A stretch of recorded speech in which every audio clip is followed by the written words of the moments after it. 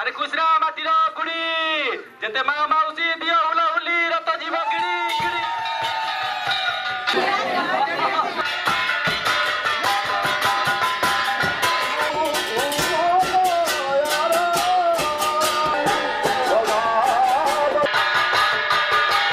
रथ यात्राटा आम इन परंपरा बहुत दिन चली एणुक आम इन पूर्वपुरुषा नुहे आ श्रावण मास रथ हेले आमर एरिया रे भर वर्षा हेसी बोलिक समस्त आशा इन बहुत गड़ छत्तीसगढ़ आमर कहीं सम्बलपुर बलांगीर आमर बरगढ़ फरगढ़ भटनी जहाँ सब लोग बहुत भीड़ है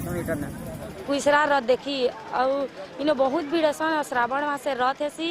100 वर्ष हमें आसू सब परिवार जाकी आया इटा गोटे किंवदंती अच्छे आया जे आमर गोयलमुर डुंगरी रे बलचरुआ पिला माने एई श्रावण मासर एई द्वितीय तिथि रे